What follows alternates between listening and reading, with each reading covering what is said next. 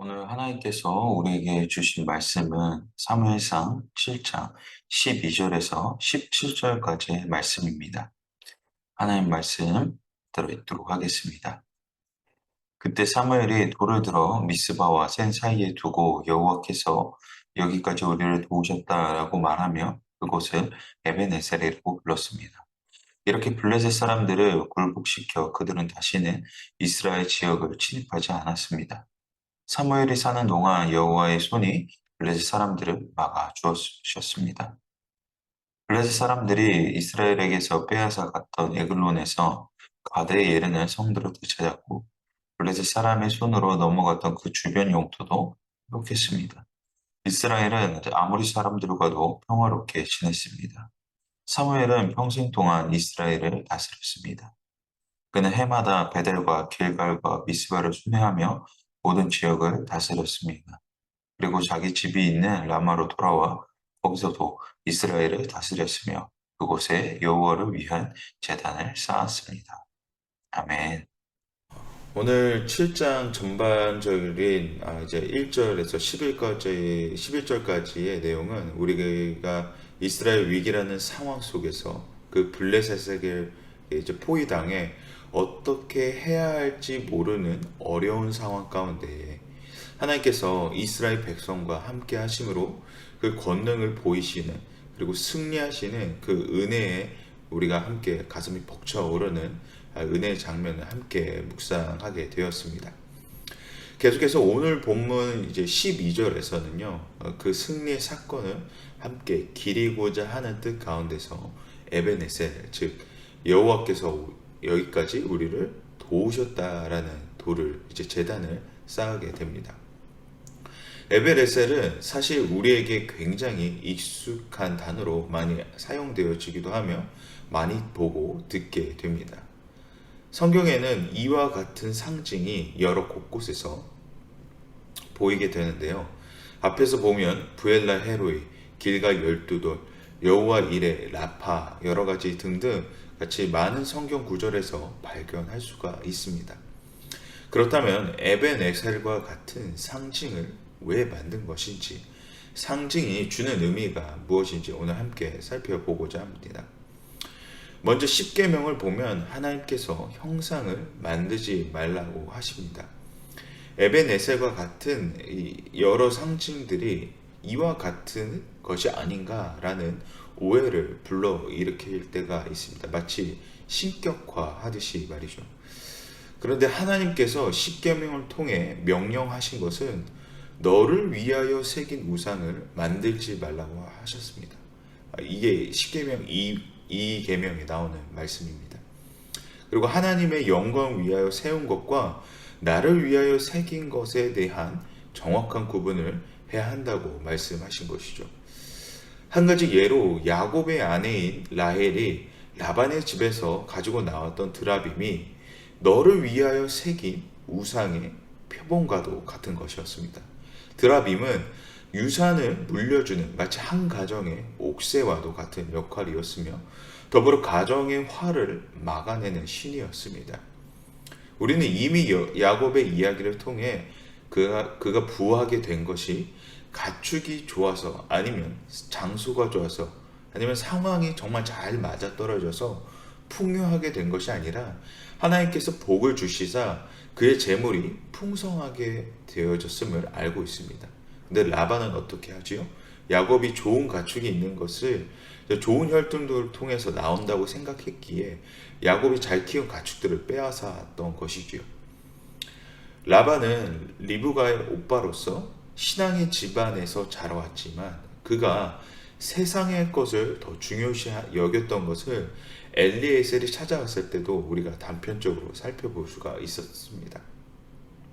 그러므로 드라빔은 그의 신앙관이 라반의 신앙관이 어떠한지 살펴볼 수 있는 것과 더불어 풍요를 허락하신 분이 누구신지 모르는 것을 확인할 수 있었던 장면이라는 것이죠. 즉 하나님의 영광 올려드리기 위한 신상이 아닌 자신의 목적과 유익을 위해 세워진 우상이었음을 알 수가 있는 대목입니다. 또 다른 하나는 출애굽기 32장을 가면 모세가 시내산에서 십계명을 받습니다.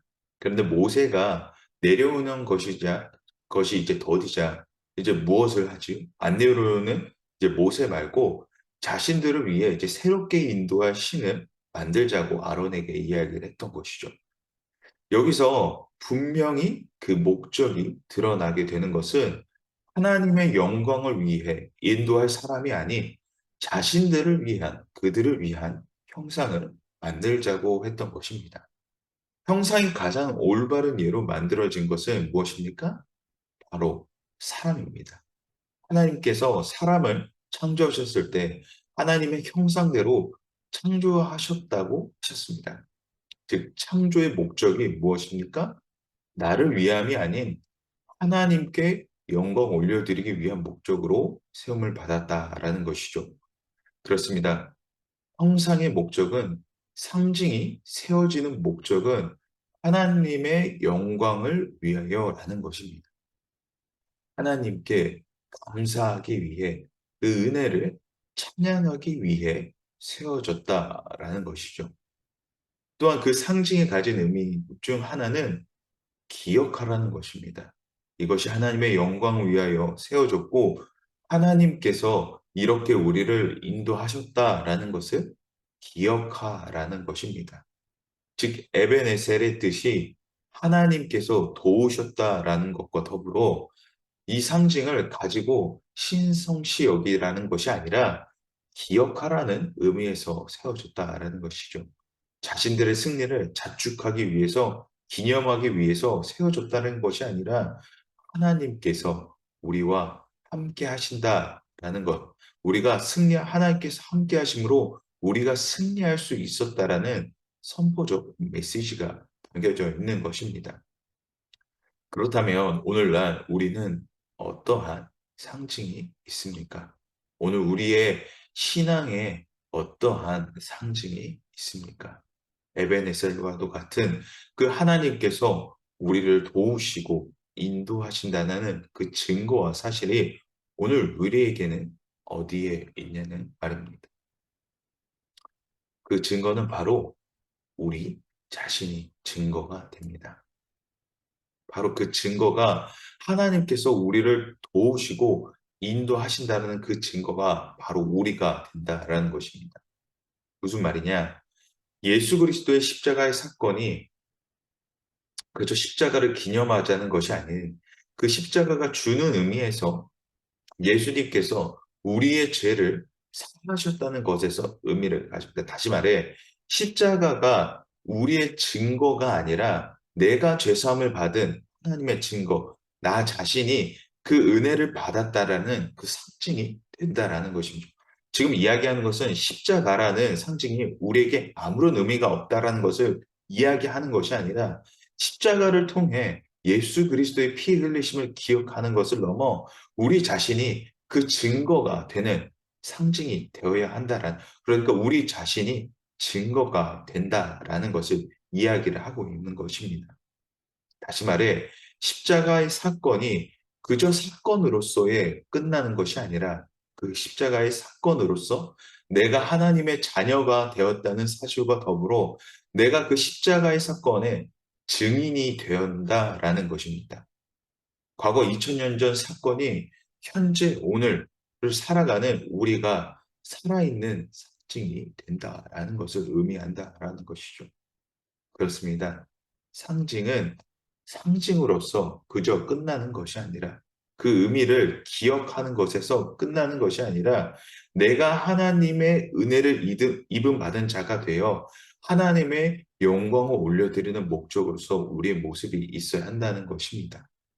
오늘 우리 모두가 하나님께서 우리를 도우셨다는 뜻을 기억하거나 의미를 아는 것에서 멈추는 것이 아니라 내가 진짜 그 증거로서의 내가 되기를 소망합니다. 계속해서 13절에서는 에베레셀은 블레셋 사람들이 침입하지 못하는 상징이 된다고 합니다. 그렇습니다. 상징을 기억한다는 것은요, 우리 신앙에 있어 방어의 목적이 됩니다. 내가 신앙적으로 낮아지고 힘들 때 예수 그리스도의 십자가를 바라보면 그분이 나와 함께 하신다는 기억을 하게 되는 것처럼 다시 일어설 수 있는 힘을 얻게 된다라는 것이죠. 그래서 14절에서 말하기를 블레셋에게 빼앗긴 영토를 회복하고 아모리 사람들과 평화롭게 지내게 되는 것은 그, 그 에벤에셀이 증거가 되고 원동력이 되어 하나님께서 우리를 지키시고 보호하심을 일깨우게 되었다라는 것입니다. 상징은 그 의미 자체만 있는 것이 아니라 우리를 다시 한번 상기시키는, 우리를 다시 한번 일으키시는 증거가 될 줄 믿습니다. 과거에는 성경을 갖는 것은 참 자체가 참 쉽지 않았습니다. 그리고 성경을 읽는 것 또한 통제했던 것이 과거의 일이었었죠. 그런데 요즘 현대에는 성경을 쉽게 접하기도 하고, 이제는 예배 때 화면이 나오니 성경을 가지고 다니는 경우가 많이 없는 것 같습니다. 제가 어렸을 적만 해도 주일 성수를 준비한다고 하면 학교 준비물을 준비하듯이 성경책을 깨끗한 헌금을 준비하고 깨끗한 옷을 입고 갔던 기억이 있습니다. 부모님께서 저에게 그렇게 알려주셨던 것은 하나님을 만나러 가기에 내가 할 수 있는 준비를, 최선의 준비를 하고 나아갔다는 것이죠. 동네에 그저 그냥 슈퍼 가듯이 가는 것이 아니라 가장 최선을 다해 준비한 모습이 하나님 보시기에 기쁘시라는 의미로서 가장 최선의 것으로 또 그 성경책을 들고 간다라는 그런 의미가 아 있었던 것을 기억을 하고 있습니다. 오늘 우리에게 그런 원동력을 주며 그 의미를 다시 한번 상기시키는 자리를 다시 찾기를 원합니다. 우리가 준비하는 그 자세, 하나님을 향한 열심이 있는 그 자세들, 에베네셀과 같은 어떤 상징들 같이 내가 하나님을 향해 준비하는 그런 심볼을 우리가 함께 기억하기를 원한다라는 것이죠. 또한 그 의미를, 그런 상징적 의미들을 오늘 우리 자녀들에게 올바르게 전달하는 그 자리가 있기를 바랍니다. 계속해서 15절에서 17절까지는 사무엘이 이스라엘 모든 지역을 두루 다니며 다스렸고 자신의 집에도 제단을 쌓아 하나님의 영광을 높였다고 전하고 있습니다. 사무엘의 연양력이 자신의 집에 있는 라마에서 그저 끝나는 것이 아니라 전국적으로 그 은혜의 자랑이 선포되어졌음을 이야기를 하고 있는 것이죠. 다시 말해 우리 자신이 하나의 상징으로 하나님을 증거하는 자로서 이 땅을 살아간다는 것은 그 영향력이 나에게서 끝나는 것이 아니라 각 한 사람이 하나님의 증거가 된다라는 것입니다. 또한 사무엘이 자신의 집에 쌓았던 제단처럼 우리도 하나님을 기억하기 위한 장치들이 필요합니다. 이 땅을 살아가다 보면 하나님을 잊게 만드는 여러 가지 요소들에 우리의 상황이 빼앗기고 놓치게 되는 그런 것들이 있습니다. 쉽게 무너지는 그런 상황들 가운데서 우리는 우리 안에 회복될 수 있는 재단을 쌓아 우리의 마음을 회복하고 다시 한번 하나님 앞에 나아가는 요소들이 필요하다는 것이죠. 그래서 아까 말씀드렸던 것처럼 성경을 가지고 가는 것, 주일에 어떤 예배를 준비하는 것, 아침에 일찍 일어나 하나님 오늘도 나와 함께 하시고자 하는 그런 루틴들, 우리 오늘도 주신 말씀 구절을 오늘 하나님께서 큐티를 말씀을 묵상하면서 주신 나에게 말씀을 손이 닿는 곳에 적어 놓는 등등 그런 여러 가지 것들의 요소들이 하나님을 다시 한번 기억하게 만드는, 하나님과 함께 만드는 그런 사실들을 증거하며 나아간다라는 것이죠. 다시 한번 오늘 말씀을 총정리를 하면 에벤에셀과 같은 상징이 오늘 그저 그 상징적인 의미에서 머무는 것이 아니라 그 상징이 오늘 나에게 어떠한 것이 있는지, 또 내가 그 상징에 대한 증거자로서 내가 오늘 하루를 살아가고 있는지, 그리고 그 상징을 통하여서 오늘 나의 삶은 어떠한지 보게 된다는 것이죠. 그리고 에벤에셀과 같은 그러한 것들이 오늘 나의 삶 속에는 어떠한 것이 있는지 확인해 보는 그러한 삶이 된다라는 것입니다. 그러한 작은 요소들을 오늘도 우리에게 만듦을 통하여서 하나님께서 나와 함께 하심을 기억하며 오늘도 우리의 자랑 되시는 하나님과 동행함으로 언제나 어디서든 믿음의 성도로 올바르게 나아가는 우리 모두가 되기를 원합니다. 오늘도 하나님께서 우리와 함께 하신다라는 그 은혜가 오늘도 우리 안에 자리 잡기를 원합니다. 그저 스쳐 지나가는 요소로서가 아니라 꼭 각각에서 만들어냄으로 하나님께서 오늘도 우리의 증거가 되시구나라는 그 영광을 하나님께 올려드리는 즉 증거물들이 오늘도 우리의 삶 속에서 계속해서 나타나야 된다라는 것이죠.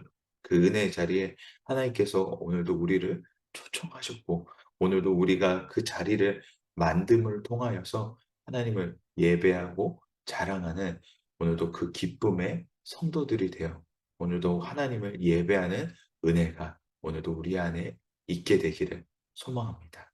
우리 함께 기도하도록 하겠습니다. 함께 기도하실 때에 하나님을 기억하고 하나님의 증거가 되게 하여 주시옵소서.